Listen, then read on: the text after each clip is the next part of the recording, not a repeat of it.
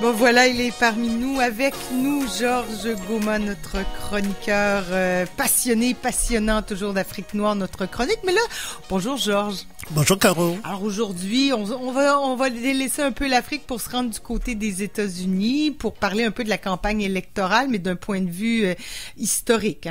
Oui, d'un point de vue historique, et retrouver l'Afrique américaine aussi. Oui, voilà, parce que c'est tout est interrelié. C'est la diaspora africaine. Exact. La diaspora africaine a beaucoup, ça remonte à très très longtemps. Voilà. Oui, mais dans l'histoire de l'humanité, c'est un passé récent quand même qui est encore pas tout à fait, j'ai envie de dire, cicatrisé, là. Non, c'est pas cicatrisé, pas du tout. Hein? Bon, non, mais je savais pas si on pouvait dire ça ou quoi. Oui, absolument, parce que c'est ça, ça fait loin pour certains, mais comme on voit encore aujourd'hui, tout n'est pas apaisé, là. Avec Benjamin Bowser, qui fut mon chef de département en Californie, on avait présenté une conférence à l'université York University en 2010 et on a fait un article sur les conséquences psychologiques de l'esclavage sur la vie des Américains aujourd'hui, Noirs américains aujourd'hui. Ouais. Donc, psychologique, donc c'est-à-dire que le passé, il est lointain, mais il est proche également encore. Ouais, c'est ça se transmet d'une génération en une génération. Alors, parle-nous donc un peu, c'est ça, là, revenons, puis c'est drôle parce qu'on l'a évoqué avec Raymond Côté. Oui, le spécialiste. Oui.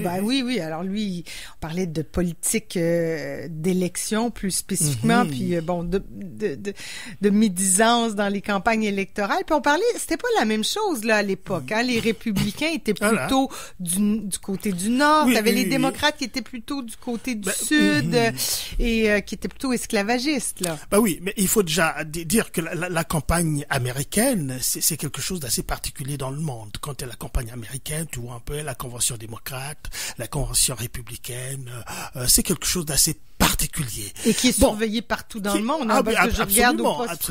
Les Français s'intéressent beaucoup à la... Mais déjà, la France... ça influence, veut pas nos vies. Ça influence. Il faut dire, Caro, que la France et les États-Unis sont quand même deux pays qui ont créé deux modèles pour lesquels on s'inspire dans le monde. Alexis de Tocqueville, la démocratie en Amérique, la France sous l'Ancien Régime, ces deux gros livres, ça montre à suffisance. Et les deux constitutions, la constitution américaine et la constitution française, sont des constitutions tellement fortes, à la différence que la constitution française est restée très instable. Très instable, surtout la 3e, la 4e République. Alors, c'est pas l'objet, mais vraiment on rapproche souvent les deux. C'est De Gaulle qui est venu stabiliser la Constitution française de 1958 jusqu'à aujourd'hui. Mais la Constitution américaine est restée la plus stable en plus de 200 ans. Et cette stabilité aussi a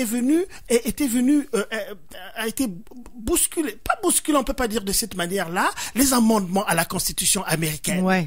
Et les amendements à la Constitution américaine, c'est surtout le 13e, le 14e et le 15e amendement. Et ce sont les amendements de la reconstruction. Pourquoi on parle de la reconstruction aux États-Unis?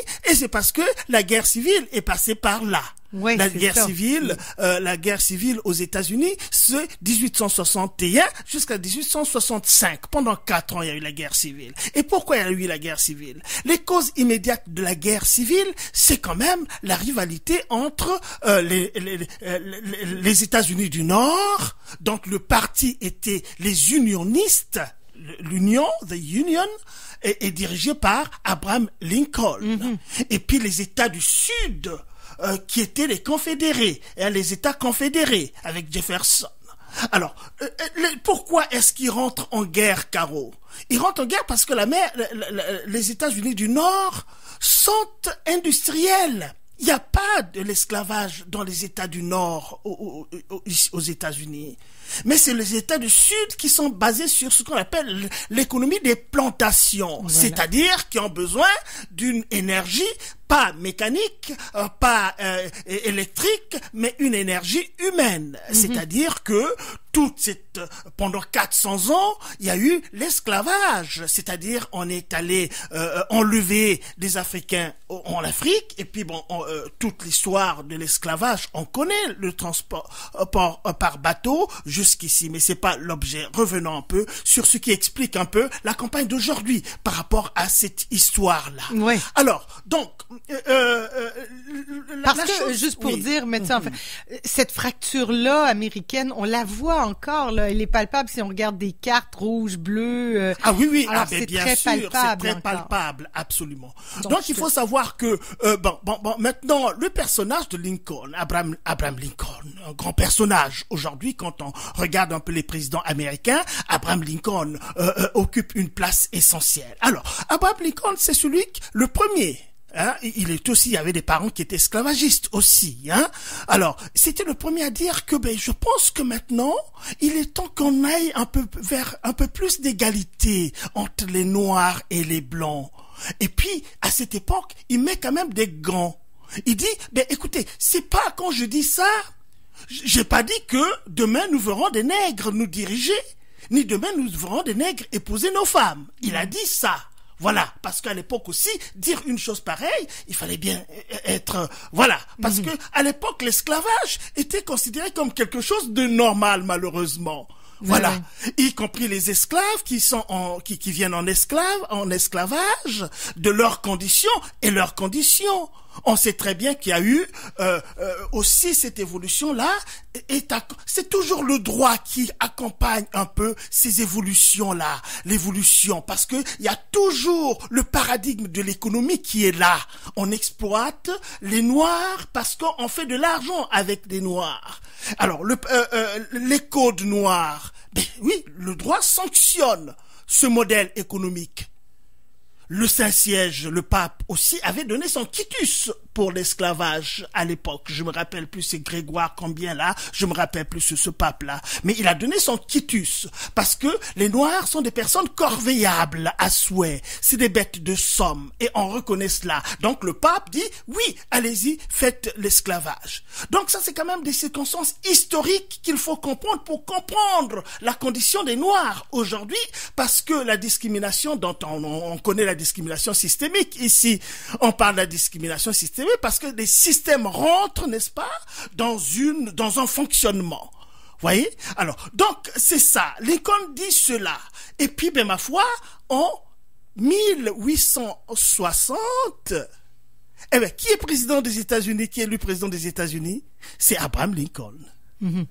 Alors, ça fait trembler le monde. Qui est élu président, qui est bien sûr, qui est unioniste. Voilà. C'est devenu le Parti républicain par la suite, mais qui est unioniste, le président du Parti unioniste du Nord des États-Unis. Et donc, en 1860, il est élu président. Alors, panique dans les États confédérés, puisqu'on connaît ces idées-là. On connaît ces idées. Mm-hmm. Alors, les États confédérés se disent, celui-là, il est passé là, nous, on va se séparer.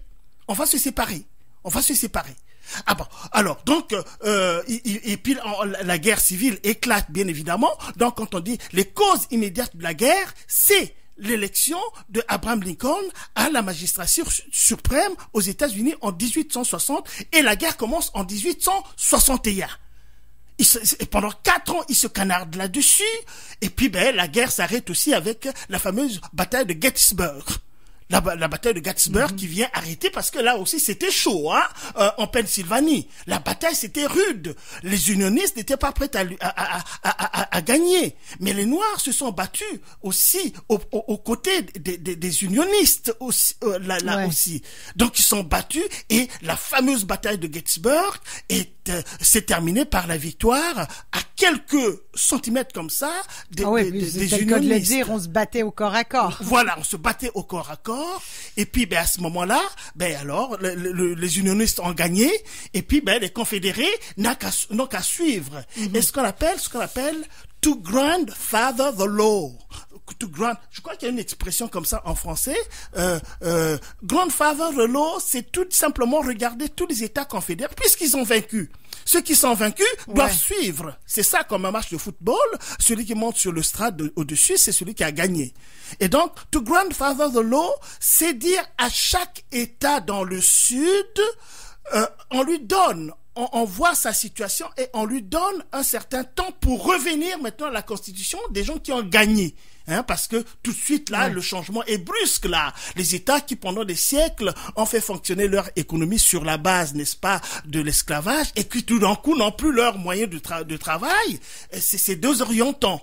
Donc alors, venons maintenant après la guerre civile 1865, on met en place tout un chantier, Bon, le 13e amendement, abolition de l'esclavage. Le 14e amendement, la reconnaissance du statut des Noirs. Le 15e amendement, c'est le droit de vote aux Noirs. Donc voilà les 3 amendements à la Constitution américaine. Qui sont arrivés tout de suite après. Tout de suite après, le droit des votes est arrivé rapidement. Absolument, Okay. c'est arrivé rapidement. Maintenant, alors, qu'est-ce que les gens vont dire? C'est le fameux, c'est là où on met le fameux acte de equal but separate. D'accord, nous sommes égaux maintenant, mais vivons séparés. Oui. Donc, tout de suite après la guerre civile, s'érige ce qu'on appelle la période Jim Crow. Les lois Jim Crow. Hein? Alors, Jim Crow, c'était... c'est des lois, en fait. Oui, explique-nous qui était Jim Crow. Mais Jim Crow, on dit que c'était un ministrel. C'est-à-dire que Jim Crow, c'était un noir qui était un peu fantaisiste comme ça, et qui voulait vivre comme les Blancs à l'époque, qui mimait les façons de vivre des Blancs à l'époque, donc qui se donnait même en spectacle, parce que évidemment, tu vois un peu, parfois on voit dans la comédie, hein, on voit les gens qui se déguisent en noir avec les lèvres toutes rouges, là, des grosses lèvres rouges, et voilà, des blackface, ça s'inspire un peu de ça. Okay. Vous voyez un peu, c'est très raciste là, hein, dans ce qui se met en place, mais c'est ça la réalité de l'Amérique. C'est ça la réalité de l'Amérique. Donc les lois Jim Crow, c'est les lois de l'Amérique ségrégationniste. C'est-à-dire que il y a plus l'esclavage. Vous êtes égal, mais tant que vous vivez pas avec nous. Tant que vous vivez pas avec nous, voilà, on est égaux maintenant. Hein. Donc il y a pas de raison que les Noirs.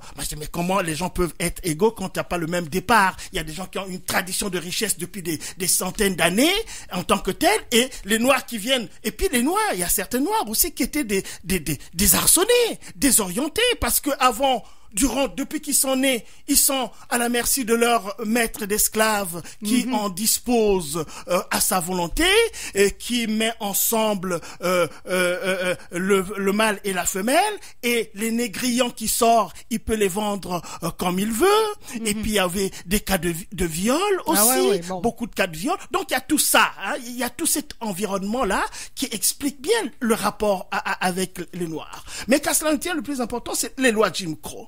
Les lois de Jim Crow vont exister de 1867 par là, hein, je peux pas dire exactement, mais c'est vraiment l'après-guerre, et puis jusqu'aux les années 50. Les années 50. Et puis, entre-temps, hein, la séparation en question, on connaît l'histoire des théâtres pour les Noirs, les théâtres pour les Blancs, les fontaines pour les Noirs, les fontaines pour les... Carrément, tout ça, on connaît ça. Et c'est ça qui traverse toute cette période-là. Maintenant, arrive les années 50, à peu près vers les années 50. Il y a, je crois, en 54, c'est l'arrêt Brown versus Board of Education. C'est-à-dire que c'est une affaire qu'on amène en justice pour voir.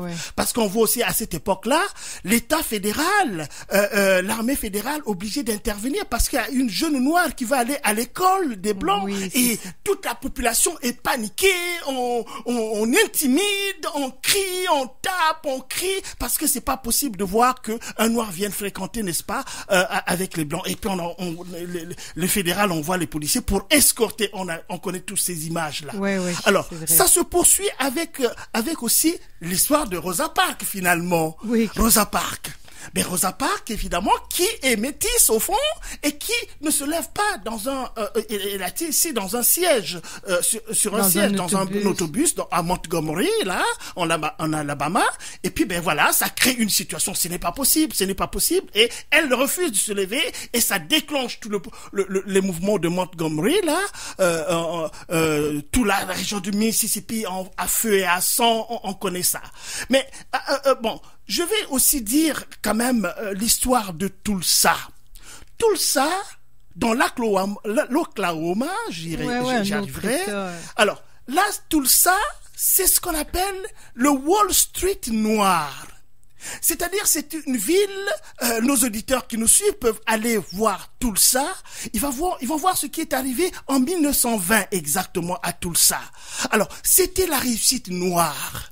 Le Wall Street noir, c'est-à-dire toute la ville, les banques, les commerces, toute l'économie était aux mains des Noirs. Et on parlait de cette ville-là comme étant la réussite noire. Donc, quelque part, ça montrait que non, mais donc les Noirs étaient capables aussi de s'organiser et créer de la richesse, et créer de la valeur, et créer des grosses choses. Alors, qu'est-ce qui est arrivé à Tulsa? On a simplement bombardé. On a simplement bombardé cette ville. On a réduit en poussière, n'est-ce pas, cette ville américaine, noire, qui montrait, n'est-ce pas, le savoir-faire et l'expertise des Noirs. Allez-y à Tulsa, vous allez voir un peu ce qui s'est passé en 1920 à Tulsa.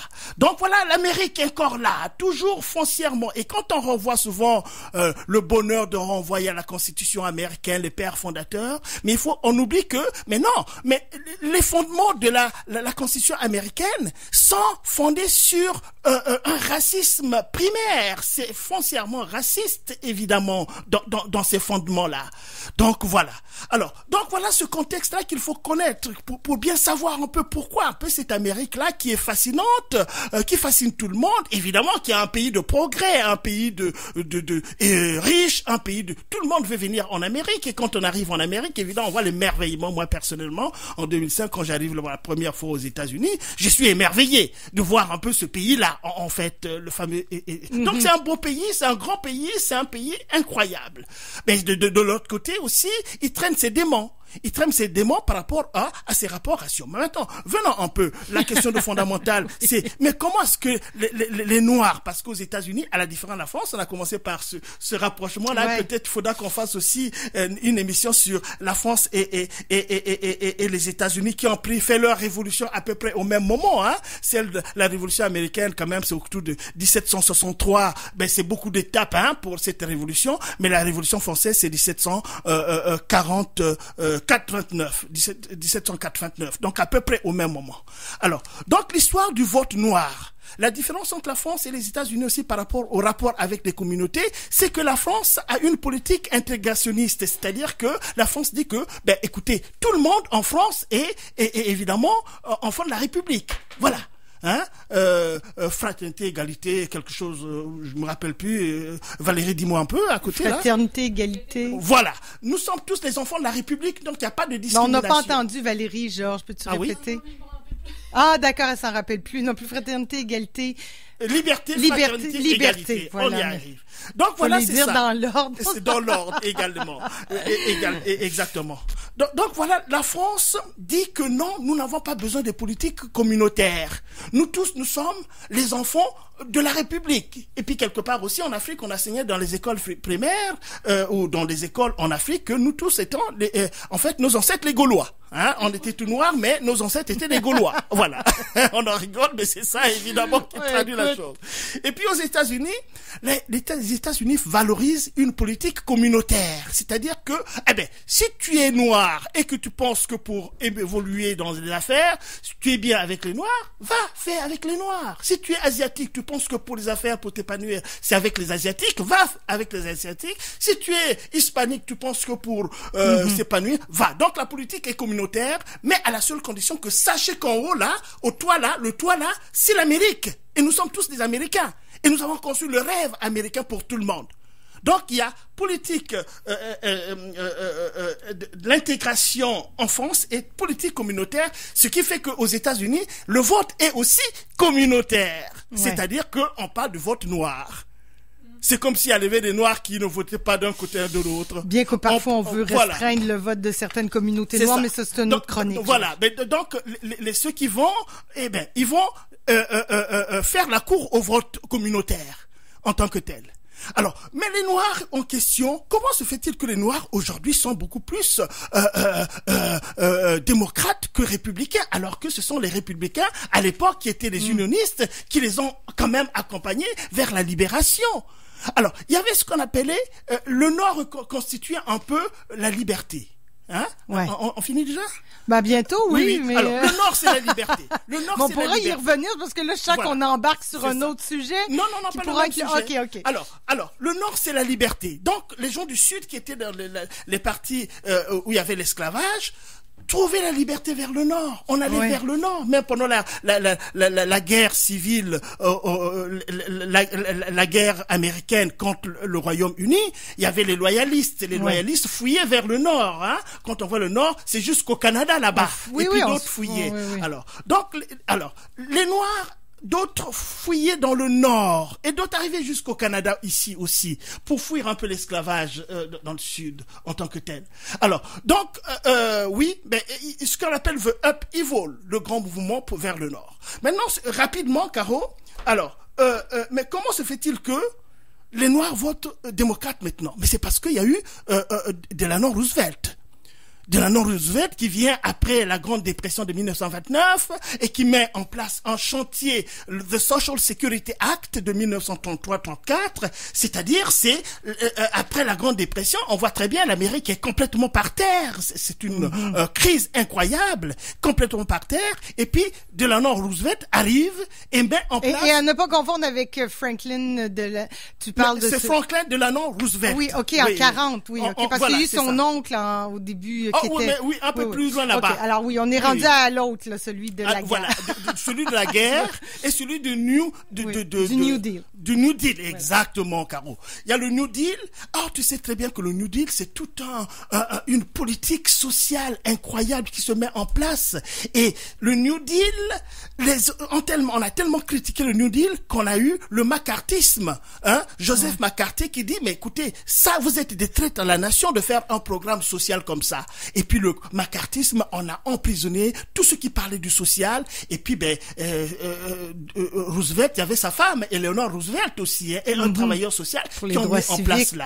Donc, en fait, globalement, pour on va conclure, mais quitte à y revenir, hein, Georges. Oui, quitte à y revenir, parce que c'est très long. On va parler du festival de Camara oui, mais je pense qu'on va y revenir. On va y revenir parce qu'il y a beaucoup de choses à dire là-dessus. Oui, c'est pour ça que je t'arrête. Voilà, c'est ça. Mais donc, en fait, on va terminer par là. J'ai même perdu un peu le fil. Non, pardonne-moi. Mais en fait, on pourrait peut-être conclure en disant que l'histoire est inscrite, les politiques américaines, là, la campagne, est inscrite dans l'histoire. Voilà, et qu'on pourra continuer avec l'histoire contemporaine. Et je vais terminer en disant, puisque la grande question c'était pourquoi les Noirs sont devenus démocrates au lieu d'être républicains, c'est tout simplement parce que quand Roosevelt met le New Deal pour aider toutes les personnes qui sont en souffrance et tout cela, ça tire quand même aussi des programmes sociaux, les Noirs sont pauvres, et ainsi de suite. Les programmes de parti ont changé voilà, aussi. Moi, je voulais juste qu'on finisse avec, parce que j'ai trouvé une belle chanson sur Rosa Parks, et puis je me suis dit, on va en écouter quelques notes, juste un petit hommage à, c'est les Neville Brothers pour se gâter. Exactement. Puis on va au pub, puis on va parler du Festival Celtique dans quelques instants. Georges, merci, puis on sait déjà notre prochaine chronique. Ben oui, on va faire la suite, parce qu'on n'a pas terminé. On peut même pas parler de Kamala. Ben non, mais ça viendra. Merci beaucoup, Georges. De rien, Caro.